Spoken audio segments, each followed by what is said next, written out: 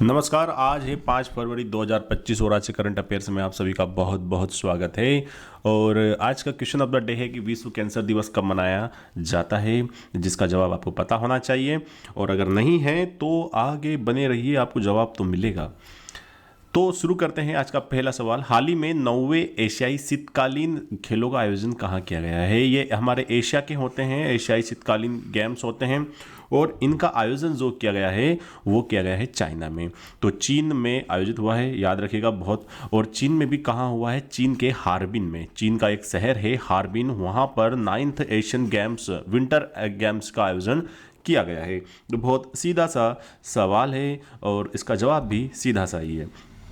आज का दूसरा सवाल देखिए। हाल ही में 24वीं मेड लैब मिडिल ईस्ट प्रदर्शनी का मतलब कहाँ शुरू हुई है? तो देखो, दुबई में अभी इंटरनेशनल ट्रेड फेस्टिवल चल रहा है, तो वहीं पर मेड लैब मिडिल ईस्ट एक प्रदर्शनी है ना। मेड लैब जो है इसके इसके एक प्रदर्शनी की गई है जो कि कहाँ हुई है?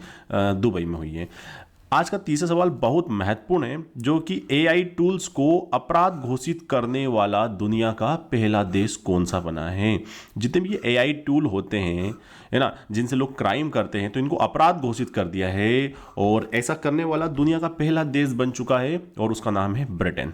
ठीक है, तो देखो एआई जो है इससे डरना भी है, डरना नहीं है, बिकॉज दिस इज फ्यूचर और ये फ्यूचर है, इसको जितनी जल्दी हो सके एक्सेप्ट कर लीजिए।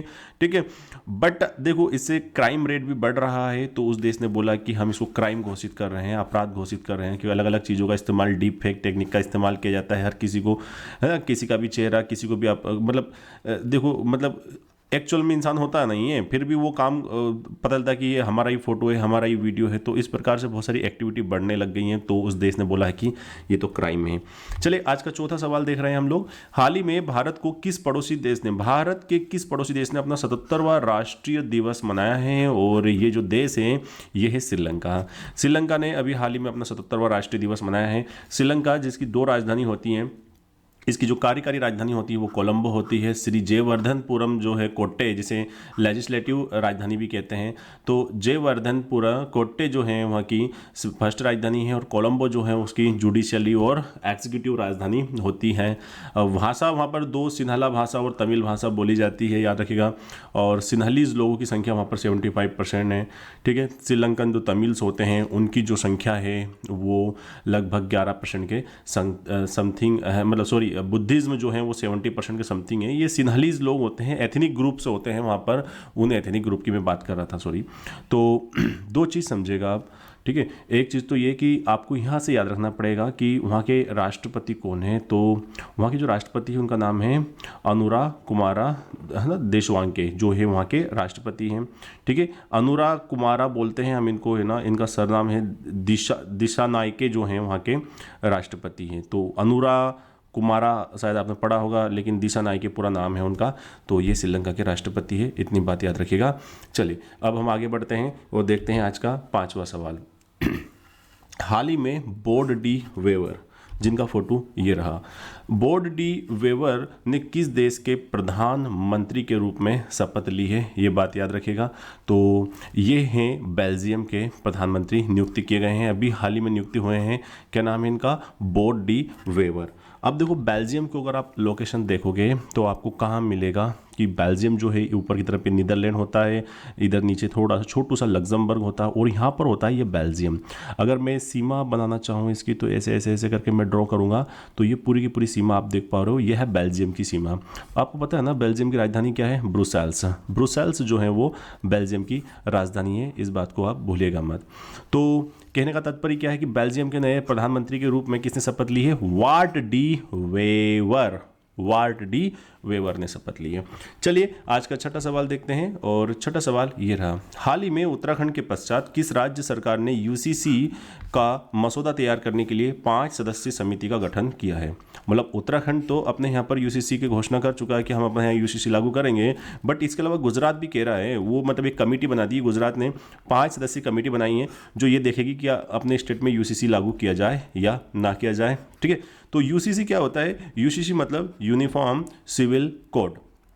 इंग्लिश में फुल फॉर्म याद होना चाहिए आप लोगों को, यूनिफॉर्म सिविल कोड, अर्थात हिंदी में बोलते हैं यूनिफॉर्म का मतलब होता है समान, सिविल का मतलब होता है नागरिक और कोर्ट का मतलब होता है संहिता। समान नागरिक संहिता अर्थात पूरे देश में जितने भी धार्मिक सामाजिक नियम होते हैं, इन सब नियमों को क्या किया जाए, अलग किया जाए। देखो देश होता है ना हमारे देश में दो प्रकार की चीज़ चलती है। एक तो क्रिमिनल केस होते हैं। क्रिमिनल केस कौन से होते हैं? जहाँ पर आईपीसी की धारा, सॉरी बीएनएस की धारा, क्योंकि आईपीसी चेंज हो चुका है अब तो, बीएनएस की धारा लगती है, मतलब जहाँ पर आप अपराध होता है, कोई आपराधिक धाराएं लगती हैं। तो ये चाहे वो हिंदू हो मुसलमान हो, सब में सेम सेम रहता है। बट कुछ ऐसे केस होते हैं जैसे कि दहेज वाला, या फिर हम यूँ कहें शादी विवाह के लिए, या तलाक के लिए। तो ये कुछ सामाजिक नियम होते हैं, धार्मिक नियम होते हैं। जैसे मुस्लिम समाज जो है भाई साहब, वो मुस्लिम के अपने रूल होते हैं, जिसको हम बोलते हैं मुस्लिम पर्सनल लॉ बोर्ड होता है, मुस्लिम लॉ पर्सनल लॉ बोर्ड होता है। ठीक है, अब देखो जैसे कि मुस्लिम में आप मतलब जैसे हिंदू में हिंदू मैरिज एक्ट जो होता है, हिंदू मैरिज एक्ट के तहत क्या होता है कि इसमें एक प्रावधान है कि कोई भी व्यक्ति मतलब पहली पत्नी को तलाक दिए बिना दूसरी पत्नी मतलब रख नहीं सकता, शादी नहीं कर सकता। तो दो शादी मतलब अवैध है हिंदू मैरिज एक्ट के तहत। वहीं मुस्लिम पर्सनल लॉ बोलता है कि 4 तक आप कर सकते हो, 4 बीवी आप रख सकते हो। तो ये एक ही जगह पर अलग अलग नियम है। कहीं पर महिलाओं को पैतृक संपत्ति में अधिकार मिलता है, तो कोई सा ऐसा एक्ट होता है, अपने ही समाज के नियम होते हैं, धार्मिक नियम होते हैं, जहाँ पर बेटियों को पैतृक संपत्ति में अधिकार नहीं मिलते हैं। तो सरकार ये चाहती है कि नहीं, सिविल केस में पूरे देश में एक जैसा कानून होना चाहिए। और हमारे संविधान का आर्टिकल नंबर 44 जो भी यही बात करता है कि राज्य क्या करेगा, समान नागरिक संहिता लागू करेगा। But it depends on state, ये राज्य पर निर्भर करता है। तो राज्य पर निर्भर करता है तो उत्तराखंड ने तो चालू कर दिया है। हालांकि गोवा के बारे में पहले पढ़ाया जाता था कि गोवा, लेकिन गोवा में जो यूसीसी चल रही है ना, वो यूसीसी बहुत पहले से चल रही है, पुर्तगालियों के टाइम के ही यूसीसी चल रही है, वहाँ के उनके अपने ही नियम थे। तो गोवा तो पहले से ही था, बट उत्तराखंड मतलब एक अच्छा राज्य बना जिसने ये अपने यहाँ लागू कर दिया। और सेकंड स्टेप कौन लेने वाला है? अब गुजरात लेने वाला है यूसीसी लागू करने वाला। ठीक है, तो यूसीसी में आई होप आप समझ गए होंगे। यूसीसी आर्टिकल नंबर 44 जो कि डीपीएसपी का एक पार्ट होता है हमारे कॉन्स्टिट्यूशन में। ठीक है, जो कि भाग 4 में डीपीएसपी के बारे में सब कुछ बताया गया है। चलो इसके ऊपर और कभी डिस्कस करेंगे। अभी तो हम चलते हैं 7वें क्वेश्चन की ओर। हाल ही में कसी नहीं है भाई साहब, कसी नहीं है, किस है ना, हाल ही में किस देश की राजधानी में छत्रपति शिवाजी महाराज की प्रतिमा स्थापित की जाएगी? और बहुत प्यारा सा सवाल है ना। तो जापान की राजधानी है टोक्यो, जापान की राजधानी टोक्यो, और टोक्यो में छत्रपति शिवाजी महाराज की प्रतिमा स्थापित की जाएगी। ठीक है, और आपके सामने कुछ जैसे मॉस्को जो है वो रूस की राजधानी है, सऊदी अरब की राजधानी क्या है बताइए, और यूएई की कमेंट करके आपको बतानी है। दोनों की राजधानी आप कमेंट करके बताइए, है ना, और कमेंट कर दिया करो, है ना। याद होता है जो कमेंट करता है, उसके कमेंट से मतलब वो जब कमेंट करता है तो डेफिनेटली उसको उस चीज़ एट ए टाइम याद रहती है, और आपको याद नहीं है तो फिर आपको पढ़ना चाहिए। चलिए हम लोग तो चलते हैं 8वें सवाल की ओर। हाल ही में किस देश ने अमेरिका पर टैरिफ लगाया है? अभी तो ये शब्द आया है नया, एक टैरिफ। जब से डोनाल्ड ट्रम्प राष्ट्रपति बने हैं तो वो थोड़े से साइको टाइप के लोग हैं यार, थोड़ा सा, है ना, समझ में नहीं आता है। अभी डोनाल्ड ट्रम्प का कहने का मतलब ये है कि वो क्या कहता है कि वो अमेरिका ने कुछ देशों के ऊपर टैरिफ लगाया। पहले तो अमेरिका ने लगाया, चाइना के ऊपर भी टैरिफ लगाया। टैरिफ लगाने का मतलब ये है, समझो कि जैसे मान लो एक वस्तु है, वो 100 रुपये की मिल रही है, $100 की मिलेगी अमेरिका में, तो है ना। अब मैंने क्या किया, जैसे कि मैं इस पर 30% ड्यूटी लगा रहा हूँ, 30% ड्यूटी लगा रहा हूँ। इट मीन्स जब ये आइटम मेरे देश में बिकने आएगा, तो जो ये 100 रुपये का आइटम मैं खरीद रहा हूँ, इसके ऊपर 30 रुपये क्या है, पहले से लगा हुआ है। अब मैं क्या करता हूँ, मैंने यहाँ पर टैरिफ लगा दूंगा, इसको 15% का टैरिफ लगा दिया मैंने, कि एक्स्ट्रा 15% आपको देना पड़ेगा, मतलब 45% ड्यूटी आपको पे करनी पड़ेगी। तो अब ये जो आइटम पहले 100 रुपये का आ रहा था, वो बढ़कर क्या हो जाएगा, 115 रुपये। तो इससे क्या होता था, इससे दूसरे देश को जो आइटम हतोत्साहित करना मतलब उस देश के आइटम अपने देश में कम से कम आए, कम से कम सेल हो, इसके लिए टैरिफ लगाए जाते हैं। टैरिफ लगाने से उस देश की वस्तुएं उस पार्टिकुलर देश में महंगी बिकेगी। अब देखो, मान लो एक एग्जांपल से अब समझें, मान लो एक कोई सा खिलौना है, अगर मान लो इंडिया ऐसा चाहता है कि ये खिलौना भारत का खिलौना है, तो पता चलता है हमको यार थोड़ा सा महंगा है, मतलब 10 रुपये का है, चाइना वाला उसी खिलौने को 5 रुपये में बेच रहा है। तो हम क्या करेंगे, हम चाइना के जो आइटम है उसके ऊपर टैरिफ लगा देंगे। अब टैरिफ लगा देंगे तो इससे क्या होगा कि ये वस्तु जो है ये महंगी हो जाएगी, और हमारी जो है वो तो सस्ती रहेगी, भारतीय। जैसे अंग्रेज करते थे पहले, है ना, भारतीयों की वस्तु को सस्ते दाम पर ले लेते थे और भारी भरकम चीज़ों पर अपनी वस्तुएं बेचते थे। तो यही काम अभी भी हो रहा है।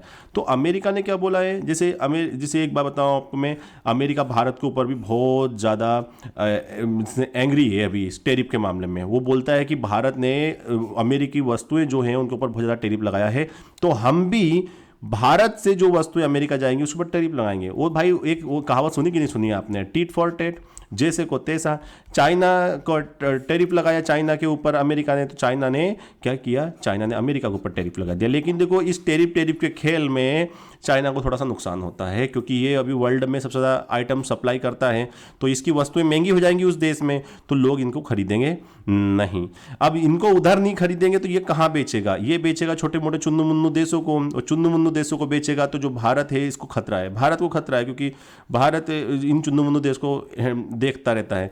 तो ये थोड़ी कहानी है टैरिफ की, समझिएगा, क्योंकि ये बहुत चर्चा में चल रहा है। डोनाल्ड ट्रंप फॉर्म में चल रहा है भाई, वो अवैध प्रवासियों को भेज रहा है। अभी हमारे देश के बहुत सारे लोग ऐसे जो अमेरिका में रह रहे थे उनको वापस भेज दिया उसने, बोले इनको डिपोर्ट किया जाए, ज़बरदस्ती भेज दिया उसने कल भारत वालों को, और टैरिफ तो बढ़ा रहा है वो। ठीक है, पागल आदमी है। बीमा क्षेत्र में एफडीआई को 74% एफडीआई थी पहले से बढ़ाकर कितने प्रतिशत कर दिया है। पहले तो एफडीआई समझो क्या होता है। एफडीआई का मतलब होता है फॉरेन डायरेक्ट इन्वेस्टमेंट। फॉरेन का मतलब होता है विदेशी, डायरेक्ट का मतलब होता है प्रत्यक्ष, प्रत्यक्ष विदेशी निवेश। प्रत्यक्ष विदेशी निवेश का मतलब ये है कि जब भी कोई दूसरी देश की कंपनी होगी, वो जब भारत में क्या करती है भाई साहब, जैसे मान लो कोई सी इंश्योरेंस कंपनी है, जैसे मान लो अपन बात कर लेते हैं एलआईसी की। अब एलआईसी क्या करती है, जैसे कि एलआईसी का एक सेक्टर है, एलआईसी एक बीमा कंपनी है। अब पहले अगर कोई दूसरी देश चाहता है कि एलआईसी में मुझे एलआईसी खरीदना है, मतलब एलआईसी के शेयर खरीदना है, तो वो मात्र 74% शेयर खरीद सकता था। पहले एफडीआई बहुत कम हुआ करती थी। अब क्या हुआ, जब दूसरे देश के लोग, इसको ऐसे समझ दो, एफडीआई का मतलब ये होता है जब विदेशी निवेशक, याद रखना, जब विदेशी निवेशक किसी कंपनी में इन्वेस्टमेंट करते हैं तो उसकी कंपनी की कितनी पार्टनरशिप खरीदते हैं, कितना % वो इन्वेस्टमेंट कर सकते हैं। तो अब देखो, अब ऐसा है कि पहले किसी भी बीमा कंपनी में फॉरेन डायरेक्ट इन्वेस्टमेंट 74% तक हो सकता था, कोई 74% हिस्सेदारी रख सकता था। लेकिन अब सरकार ने क्या कर दिया है, एफडीआई बढ़ाकर 100% कर दी है। अब चाहे तो कोई विदेशी कंपनी किसी बीमा क्षेत्र में 100% हिस्सेदारी रख सकती है। बीमा क्षेत्र में 100%, मतलब कोई सी भी, जैसे एलआईसी को अपन समझते हैं, तो एलआईसी अगर बीमा कंपनी है या कोई सी भी बीमा कंपनी है, तो अगर कोई चाहे तो विदेशी इसमें खरीदना चाहता है इसको, या एलआईसी अपने शेयर बेचना चाहती है, तो 100% शेयर बेच सकती है। ठीक है, ऐसा होगा। तो सही जवाब क्या हो जाएगा इसका, 100%, है ना। एफडीआई समझ गए ना, फॉरेन डायरेक्ट इन्वेस्टमेंट। जब विदेशी कंपनियां किसी देसी कंपनी में इन्वेस्टमेंट करती है तो उसको एक हिस्सेदारी मिलती है, 50% हिस्सेदारी, 40%। तो अलग अलग सेक्टर में अलग अलग एफडीआई का रेट होता है कि कितनी हिस्सेदारी आप खरीद सकते हो। चलिए अगला सवाल देखते हैं। विश्व कैंसर दिवस कब मनाया जाता है। कैंसर बहुत बीमारी है, इसमें सेल का पूरा टोटली देखो, आपको पता होना चाहिए कैंसर में क्या होता है। कैंसर में एक नई नई सेल बनती रहती है। जैसे मान लो एक्स कहीं की सेल डैमेज होती है और वहाँ पर कंटिन्यूसली उसी जगह पर नई नई सेल बहुत तेज़ी से बढ़ती रहती है। अब जब ये सेल बढ़ जाती है तो वहाँ की सेल बढ़ जाती है, तो ये फिर एक जैसे मतलब बहुत बेकार चीज़ होती है। फिर हम क्या करते हैं, इसमें थेरेपी वगैरह करते हैं, फिर उस सेल को डैमेज करते हैं। तो ये एक प्रोसेस होती है जिसको शॉर्ट में यही समझा सकता हूँ। कैंसर में क्या होती है, सेल का प्रोडक्शन ज़्यादा होता है, मतलब वो रीजनरेशन होता रहता है, बढ़ती रहती है। तो भैया लोगों के बीच में अवेयरनेस पैदा करने के लिए हम लोग क्या करते हैं, हर साल 4 फरवरी को वर्ल्ड कैंसर डे मनाया जाता है। इस बार की जो कैंसर डे की जो थीम है वो है united by unique in the fight against cancer. United by unique theme के साथ 2025 में कैंसर दिवस मनाया जा रहा है मेरे भाइयों। कौन सी, यूनाइटेड बाय यूनिक। बात पल्ले पड़ी कि नहीं पड़ी आप लोगों को। चलिए ये थे आज के महत्वपूर्ण सवाल। आई होप आपको अच्छे लगे होंगे। Thank you very much for the discussion. Have a nice day, bye bye, take care. जय हिंद, जय भारत, वंदे मातरम।